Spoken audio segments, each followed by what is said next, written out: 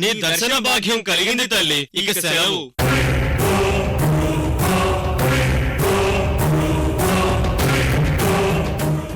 విచిత్రమైనవి ఏందేందో నా కల్లోకి వస్తున్నాయి. అమూల్య, నేను నిన్ను ఎంతగా ప్రేమిస్తున్నానో మాటలో చెప్పలేనా. నీ ప్రేమ నాకు కావాలి. అన్నట్టు మీరిందాకేదో చెప్తూ ఉన్నారు, ఏంటండి అది? అయితే మేం కూడా పూజలో జాయిన్ అవుతాం.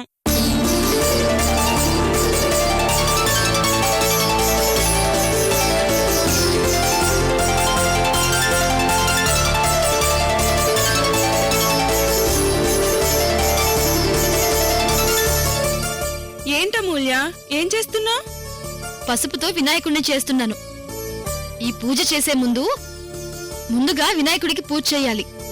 తర్వాతే అసలు పూజ మొదలు పెట్టాలి.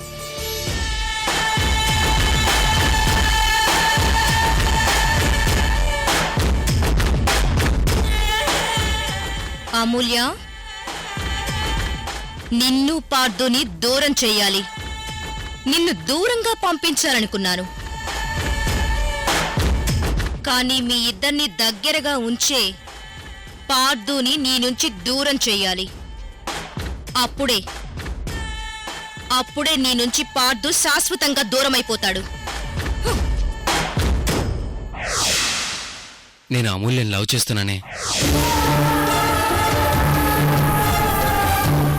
ఏ నోటితో అమూల్యని ప్రేమిస్తున్నానన్నాడో అదే నోటితో అమూల్య అంటే నాకు అసహ్యం వేస్తుందని చెప్పిస్తాను. అందుకు అస్త్రంగా త్రిపురనే వాడుకుంటున్నాను.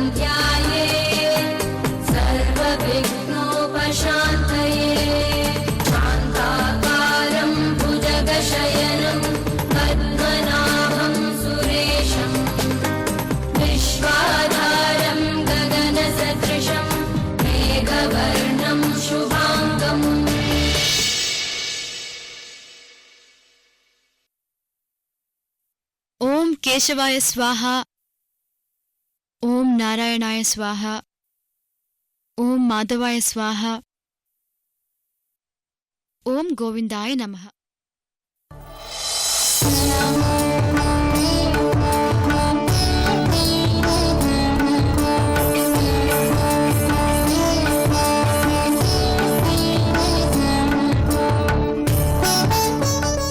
అమ్మా, ఇప్పుడు 108 నామములు గల లక్ష్మీ అష్టోత్తర శతనామావళితో పూజ మొదలు పెట్టాలి.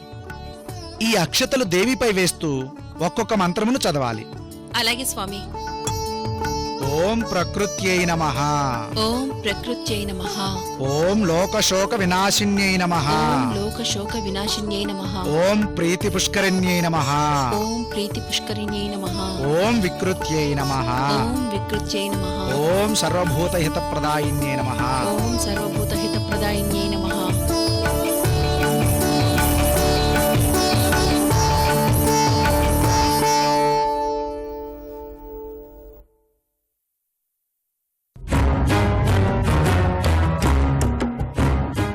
ఇప్పుడు అమ్మ దగ్గరికి వెళ్ళి పార్దు అమూల్యల కాంట్రాక్ట్ మ్యారేజ్ గురించి చెప్తే ఎలా రియాక్ట్ అవుతుందో చూడాలి.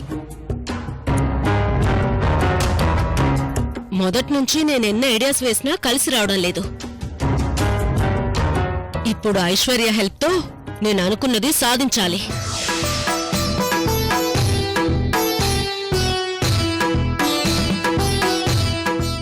ఓం ఇందుశీతలయై నమః, ఓం ప్రసన్నాక్షై నమః, ఓం కామాక్షై నమః.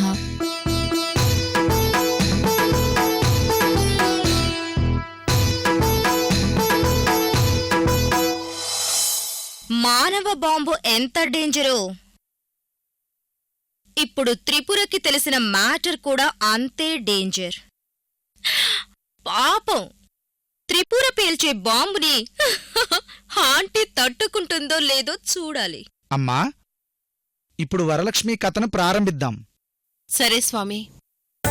సూత పౌరాణికుండు సౌనికాది మునులను మొదలగు మహర్షులను చూసి ఇట్లనియే: మునివర్యులారా, స్త్రీలకు సకల సౌభాగ్యములు కలుగునట్టి ఒక వ్రత రాజంబును పరమేశ్వరుడు పార్వతీదేవికి చెప్పెను. దానిని చెప్పెదను వినండి. ఒకప్పుడు కైలాస పర్వతమున వజ్రములు, వైఢూర్యములు, మణులు మొదలగు వాటితో కూడిన సింహాసనం నందు పరమేశ్వరుడు కూర్చొని ఉండగా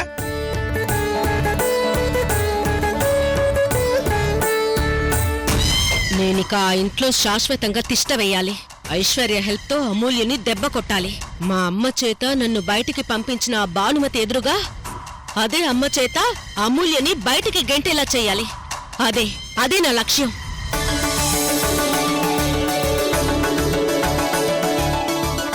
ఈ కథను విన్నవారికి, చదివిన వారికి వరలక్ష్మీ ప్రసాదం వలన సకల కార్యంబులు సిద్ధించును. సర్వే జనా సుఖినో భవంతు. నేను ఆడించే ఆటలో పార్దు, అమూల్య, ఆంటీలు ఆటబొమ్మలైపోవాలి. నేను ఎలా ఆడిస్తే అలా ఆడాలి. ఆడిస్తాను. ఆ టైం దగ్గర పడింది. తమ్ముడికి అమూల్య మీద ద్వేషం కలగాలి. అలా జరగాలంటే నేను దగ్గరగా ఉండాలి. ఒక మగాడికి ఒక ఆడదాని మీద విరక్తి కలిగిందంటే ఇద్దరి మధ్య విడాకులు కూడా అవసరం లేదు.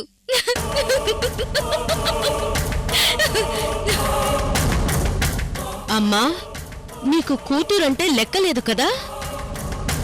ఆ కోడలే నీకు బంగారమా? ఆ కోడలే నీకు సిరా? చెప్తానమ్మా, చెప్తాను. త్రిపుర వస్తుంది అన్నపూర్ణాదేవి గారు, కాసుకోండి. మీ కూతురొస్తుంది. డైవర్స్ కాంట్రాక్ట్ మ్యారేజ్ విషయం తెలిసాక అంబులెన్స్ మాట్లాడాలో, డాక్టర్ని పిలవాలో, లేకపోతే హాస్పిటల్కి తీసుకెళ్లాలో నాకేం అర్థం కావట్లేదు.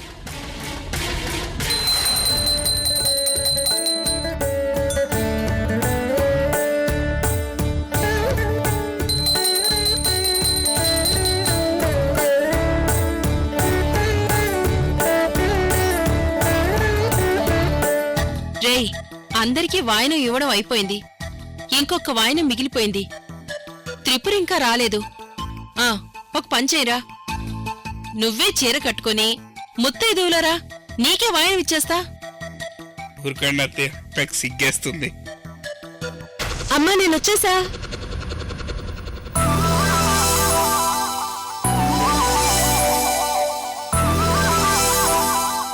అబ్బో, నిన్నిలా చూస్తుంటే నువ్వు నా కూతురువేనా అనిపిస్తుంది. ఎంత సంప్రదాయంగా తయారయ్యో. ఈరోజు సంథింగ్ స్పెషల్ కదా, అందుకే ఇలా వచ్చాను. వదిన మొహం చూస్తుంటే వాయనం కంటే ఏదో ఇంపార్టెంట్ విషయం చెప్పడానికో లేదా ఇంపార్టెంట్ విషయం అడగడానికో వచ్చినట్టుంది. ఒరే బండోడా, బాగానే కనిపెట్టావు. ఏ త్రిపుర, ఏంటే నీ నాసా? చెప్పేదేదో సరిగ్గా చెప్పు. ముందు వాయనం ఇవ్వమ్మా, తర్వాత చెప్తాను. ఆహా, వాయనం ఇచ్చి నాకు వాతలు పెడతారు అన్నట్టు భలే చెప్పావు వదినా. సరే, ముందు ఈ వాయనం తీసుకో.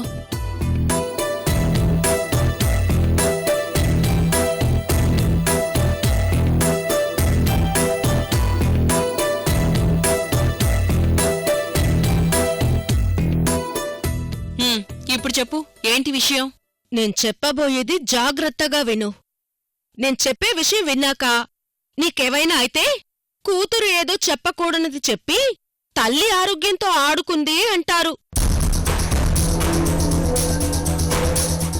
నీకంత సీన్ లేదు గాని ముందు విషయం చెప్పు.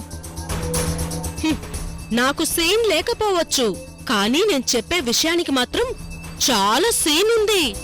వదినా, ఎంటర్టైన్మెంట్ ఆపి ముందు అసలు విషయం చెప్పు. పార్దు, అమూల్యలు పెళ్లి చేసుకున్నారు కదా, అది అసలు పెళ్లి కాదమ్మా, ఉత్తుత్తి పెళ్లి.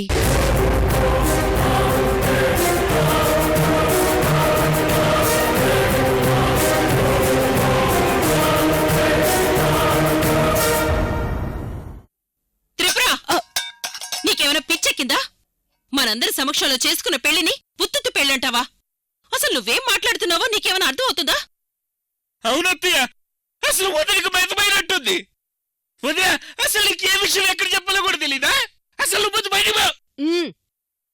అమూల్య పార్దులది అగ్రిమెంట్ పెళ్ళమ్మా.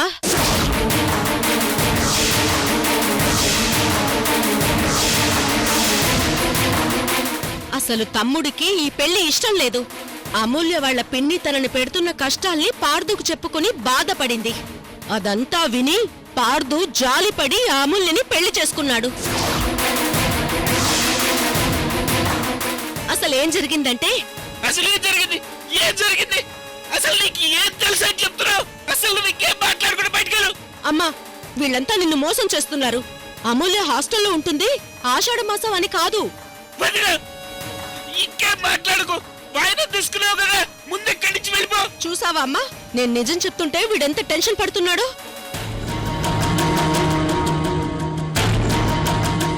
వీళ్ళందరికీ అసలు విషయం తెలుసమ్మా, కానీ నీకు చెప్పకుండా దాచేస్తున్నారు. వదిన, నువ్వేదో మనసులో పెట్టుకుని ఇక్కడికి వచ్చావు. అమ్మా, నువ్వు వీడి మాటలు నమ్మకు. అసలు విషయం ఏంటో నేను చెప్తాను.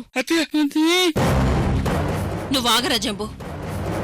తనేదో చెప్తుందట, చెప్పని. నువ్వు చెప్పు.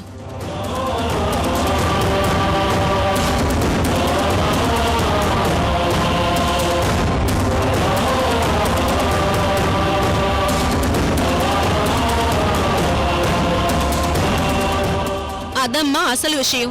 ఇప్పుడైనా నా మాటలు నమ్ముతావా? నీ కోడలు నిన్ను ఎంత మోసం చేసిందో చూసావా? సరే, ముందు నాకు విషయం చెప్పు. నీకీ విషయాలు ఎలా తెలిసే?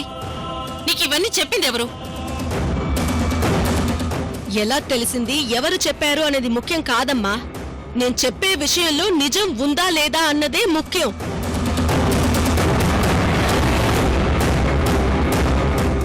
ఓఫో, అలాగా?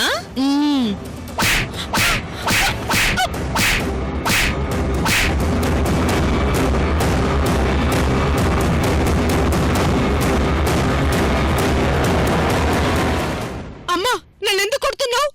కొట్టక ఏం చేయమంటావు? ఎవరు చెప్పారో చెప్పవు, ఎలా తెలిసిందో చెప్పవు. కాని నువ్వు చెప్పేది నిజమని నేను నమ్మాలా? మరదలి మీద ఎంత కోపం ఉంటే మాత్రం తన మీద ఇలాంటి నిందలు వేసి లేని పొనివి కల్పించి చెప్తావా? అసలే నువ్వంటే నాకు అసహ్యం. ఎందుకే అది ఇంకా ఎక్కువయ్యేలా చేస్తావు? లేదమ్మా, నన్ను నమ్మమ్మా ప్లీజ్. నువ్వు అబద్ధాలు చెప్తే అత్తయ్య ఎలా నమ్ముద్ది? అమ్మా ప్లీజ్, నేను చెప్పేది నిజం. ఇక చాలా ఆపు. నాకు నీ మీద కంటే వీడి మీద నమ్మకం ఎక్కువ. వీడు కాదన్నాడంటే ఇక అంతే. ముందు అసలు ఇక్కడి నుంచి బయటికెళ్ళిపో. అయ్యో, నిన్నెలా నమ్మించాలో నాకు అర్థం కావటం లేదు. ఛ, నువ్వు నా కడుపుని చెడబుట్టేవే. అమ్మా అమ్మా! ఒరే జంబో, అసలు విషయం నీకు తెలుసు కదా, నువ్వైనా అమ్మతో చెప్పరా? అసలు నువ్వు ఎలాంటి దాన్ని బట్టి అత్తయ్య ఆరోగ్యం గురించి కూడా పట్టించుకోకుండా చెప్పేస్తున్నావు. అసలు ఏంటి ఉద్దేశం? ఆవిడికి ఏమైనా పర్లేదా? చూడు, అత్తయ్యకి ఈ విషయం తెలియాల్సిన టైంలో తెలుస్తుంది. అయినా పూజ రోజు అత్తయ్య టెన్షన్ పెడతావా? ముందు నువ్వు ఇక్కడి నుంచి వెళ్ళిపో. రేయ్, నేనిప్పుడే అమ్మని నమ్మిస్తాను. అమూల్య విషయం చెప్పి మీ అందరి గుట్టు బయట పెడతాను. ఈ రోజు ఎలాగైనా అమ్మని నమ్మించి తీరుతాను.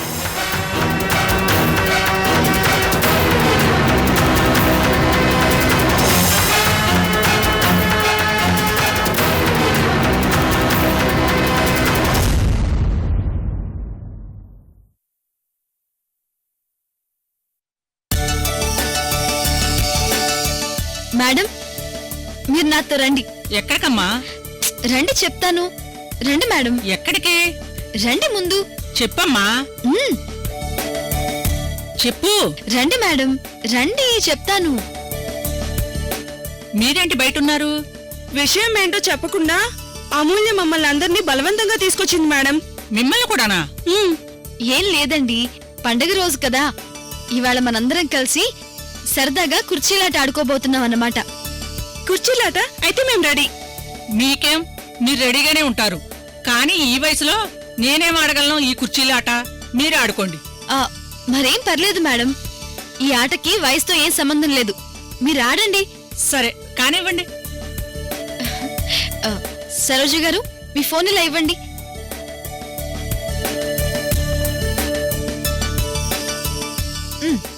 ఫోన్లో సాంగ్ ప్లే అవుతుంటుంది. సాంగ్ ఉన్న 5 నిమిషాల్లో 4 సార్లు సాంగ్ ఆటోమేటిక్గా అదే ఆగిపోతుంది. అప్పుడందరూ కుర్చీల్లో కూర్చోవాలి. సరేనా? సరే. సరే. Ready, start.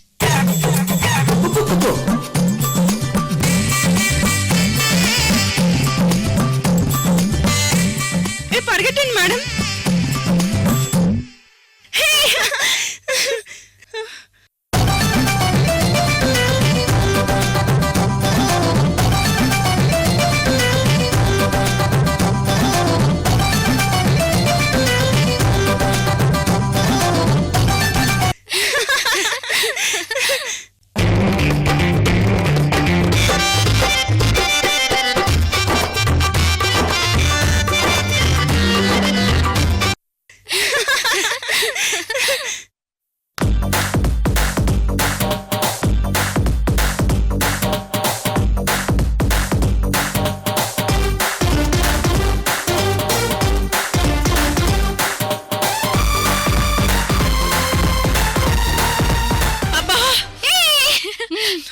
అయ్యో మేడం, ఏ సరోజా, ఇది అన్యాయం. నేను కూర్చోవలసిన కుర్చీలో నన్ను కింద పడేసి నువ్వు కూర్చుంటావా? అన్యాయమూ లేదు, ఆవకాయ బద్దా లేదు. ఇది గేమ్ అంతే. ఇప్పుడు కాదులే, నీ పని తర్వాత చెప్తా. అమ్మా అమూల్య, ఎలాగైనా సరే ఈ ఆట నువ్వే గెలవాలి. ఎట్టి పరిస్థితుల్లోనూ ఈ సరోజను గెలవనివ్వకూడదు. అలాగే మేడం.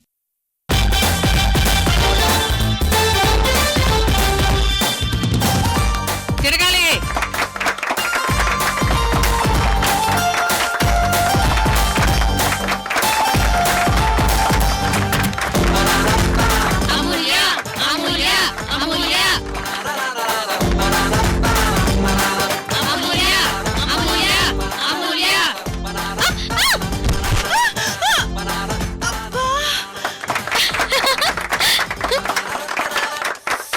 అమూల్య గెలిచింది.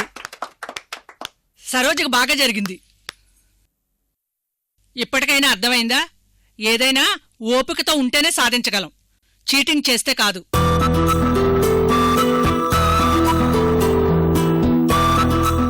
అమ్మా అమూల్య, అప్పుడెప్పుడో నా చిన్నప్పుడు ఈ ఆటలాడుకున్నట్టు గుర్తు. మళ్ళీ ఇన్నాళ్లకు నాతో ఈ ఆటలాడించి ఆ జ్ఞాపకాలన్నీ నాకు గుర్తు చేశావు.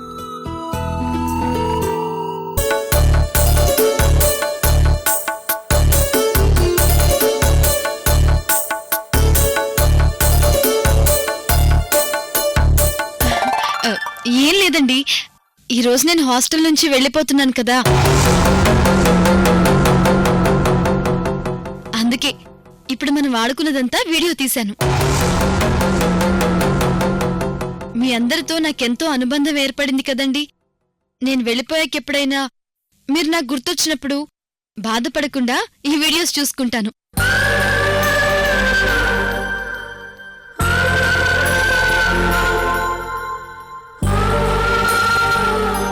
అదేంటమ్మా, నువ్వెళ్ళిపోవడమేంటి?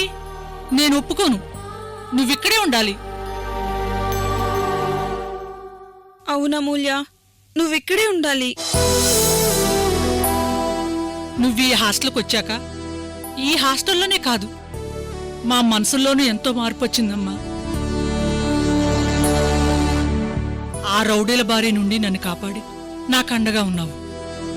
ఈ హాస్టల్లో ఉన్న అమ్మాయిలకు తోడుగా ఉన్నావు. అలాంటి నువ్వు హాస్టల్ విడిచి వెళ్తుంటే చూస్తూ ఎలా ఊరుకుంటావమ్మా? లేదండి, నేను ఖచ్చితంగా వెళ్ళి తీరాలి.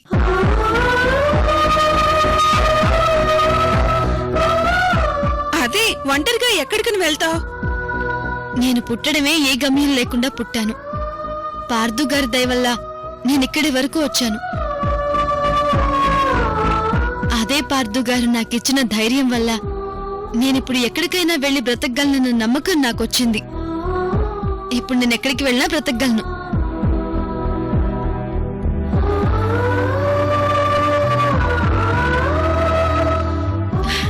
నాకేం కాదండి, మీరసలు నా గురించి ఏమీ ఆలోచించొద్దు. ఎక్కడికి వెళ్తానో తెలియదు కానీ వెళ్ళగానే మీకు ఫోన్ చేసి చెప్తాను, సరేనా?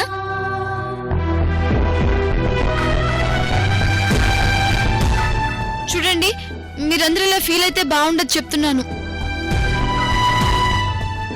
ఎవరికైనా వీడ్కోలు పలికేటప్పుడు బాధపడుతూ చెప్పారనుకోండి, వెళ్ళిన వాళ్ళు కూడా బాధపడుతూ వెళ్తారు. అదే నవ్వుతూ సంతోషంగా వీడ్కోలు చెప్తే వెళ్ళిన వాళ్ళు అక్కడ సంతోషంగా ఉంటారు.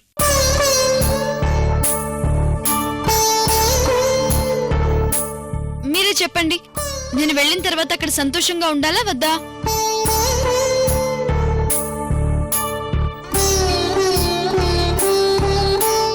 నువ్వెక్కడున్నా సంతోషంగా ఉంటావమ్మా అమూల్య.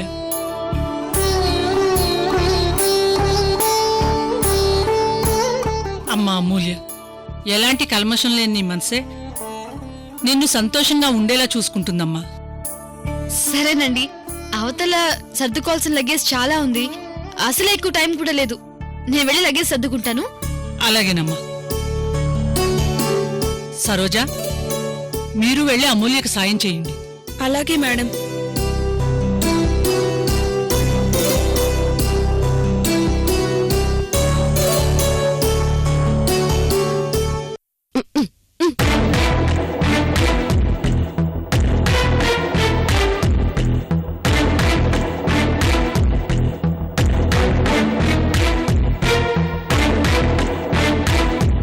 రే జంబో, భోజనం రెడీ చేస్తాను పద. అమ్మా, ఏంటి నీదింకా అవలేదా? ఓఫో, తిండి కూడా తినేస్తావా? సరే, జంబోతో పాటు తిందు పద. తిండి. అమ్మా, నీకు అసలు విషయం చెప్పలేదు, చెప్పాల్సింది ఇంకా ఉంది.